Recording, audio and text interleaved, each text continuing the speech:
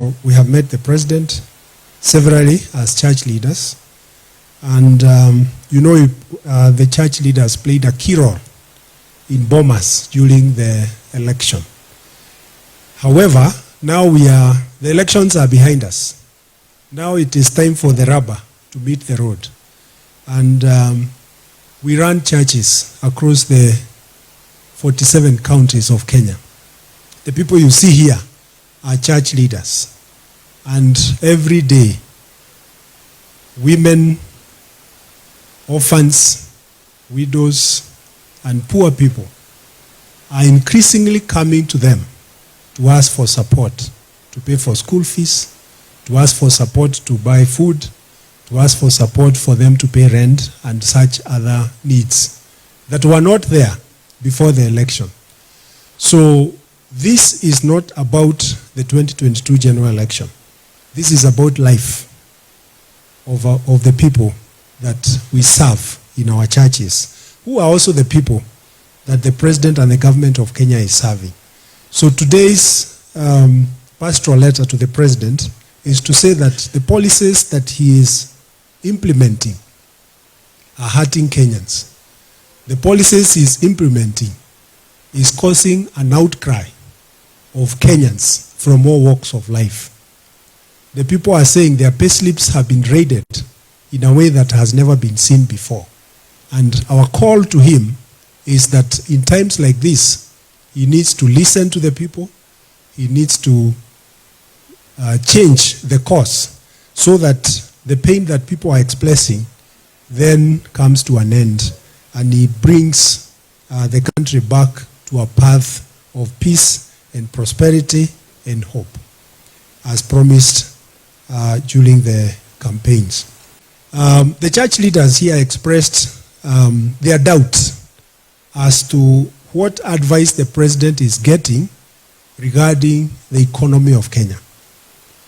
The church leaders here are aware that Kenya has a huge debt. That debt, the church is saying, can it be audited so that we know which debt was acquired legally and which one was not? Which debt is okay and which one is odious that Kenya should not be forced to pay? That is a question that we don't know whether the president's advisors are addressing. But as the church, we want to ask him directly, because on behalf of our members, they want to know, this huge debt that we are paying, is it worth us paying?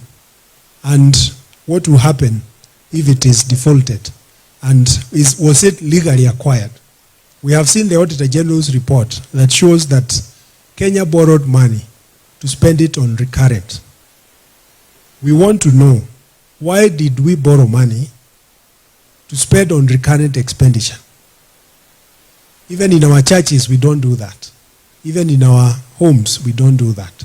Number two, why did the government of Kenya borrow money through the Eurobond that we cannot trace a single project that was done with that money?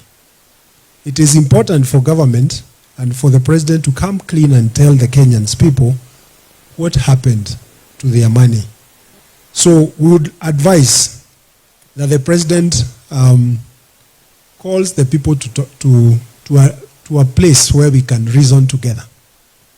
And it is not enough for government to keep passing laws that increase the tax burden, that increase the cost of living, that increase the pain of Kenyans.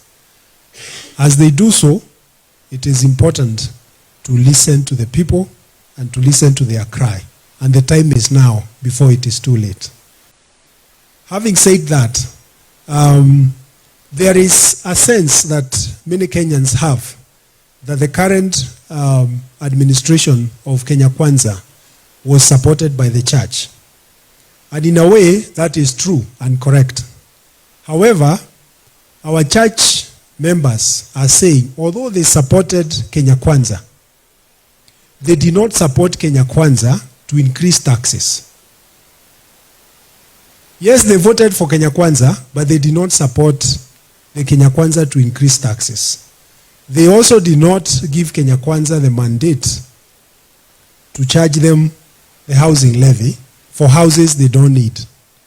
They also are saying that they don't want to be charged more for health, like NHIF, increasing it, and also the other taxes that have been increased. They are also complaining that they are seeing KRA officials going to their farms to count their chicken, to count their pigs, and to count their donkeys.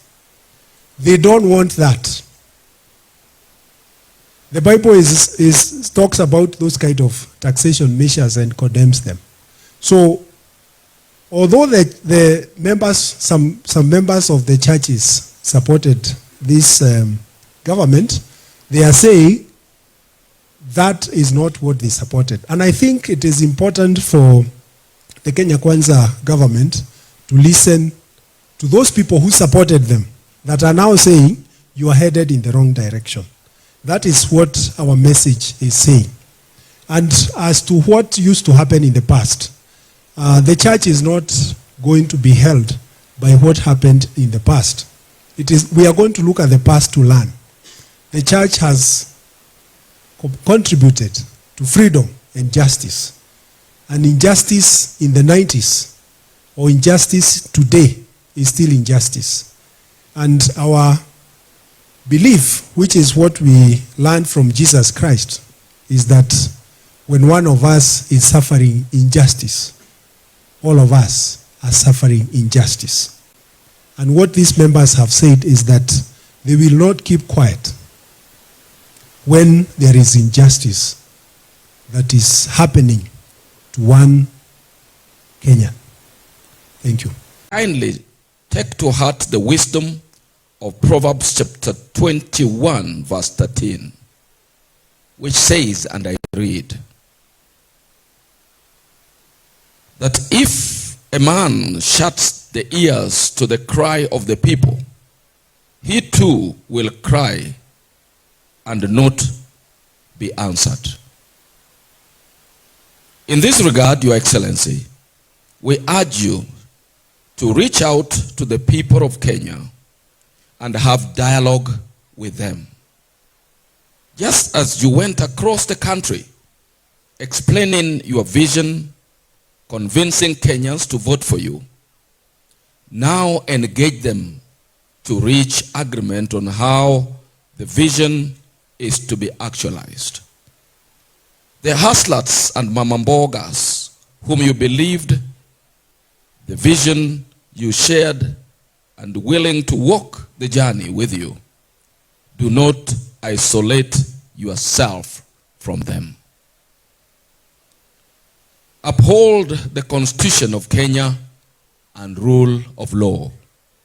Your Excellency, we commend you for your continued public commitment to uphold the Constitution of Kenya in all your work.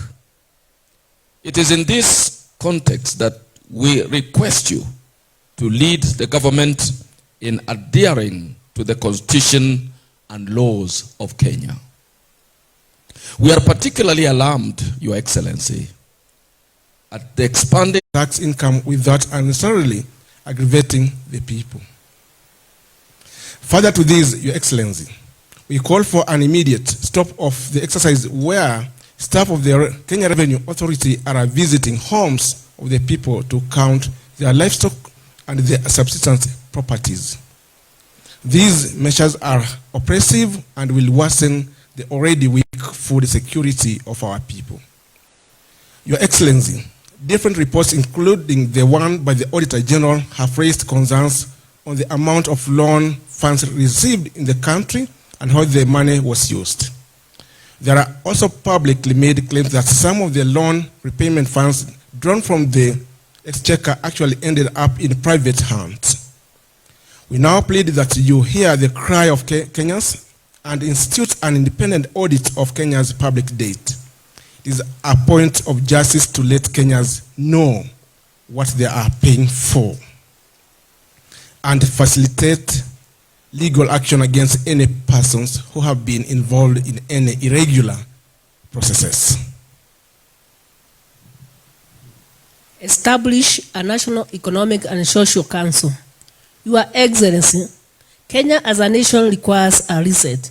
To borrow a phrase from the world technology, there is a need to restructure the economy and the social setup of the nation to revive the vision that we often pray and about in the national anthem. Home God of all creation, bless this our land and nation. Justice be our shield and defender. May we dwell in unity, peace and liberty, plenty be found within our borders. We strongly recommend that you consider establishing an economic and social council to advise on the current economic impasse.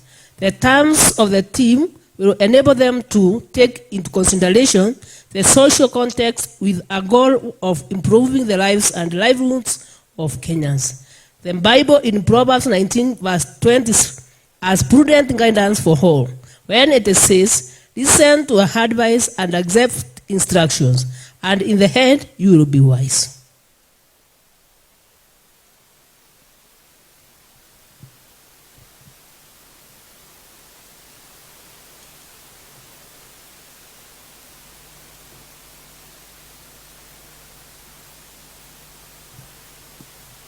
Safeguard the sovereignty and the future of Kenyans. Yours, Excellency, we call upon you to halt the earlier announced plan to privatize government institutions that touch on the food security, education, health, and social well-being of the people of Kenya.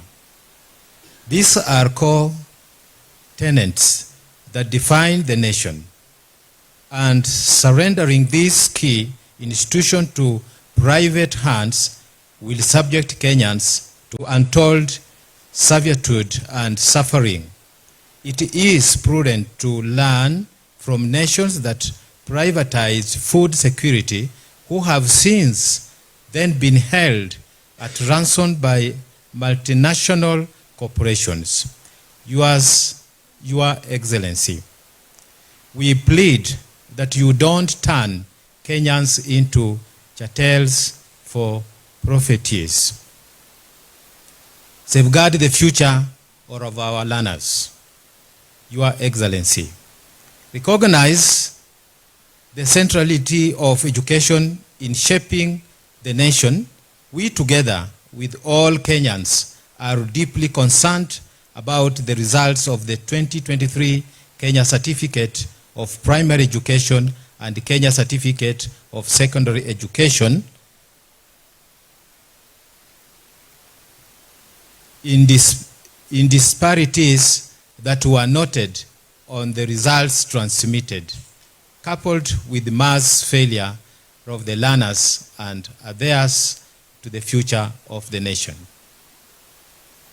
We appeal that you facilitate the setting of the independent committee to inquire into the marking of the examinations and ensure that a similar situation is never repeated.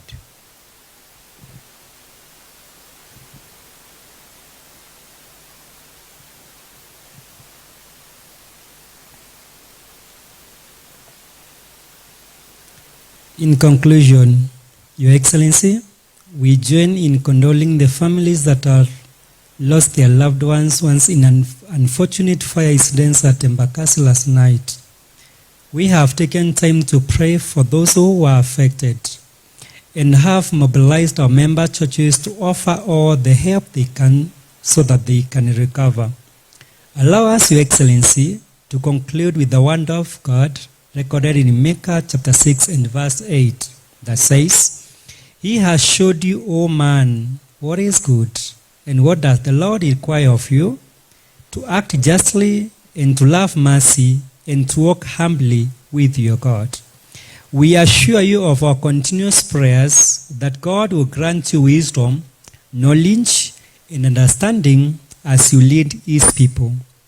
This one is signed today, 2nd day of February 2024 at Jumuiya Conference and Country Home, Limuru, by Bishop Dr. John Okinda, the NCCK Vice Chairman, Reverend Canon Chris Kinyejui, the General Secretary.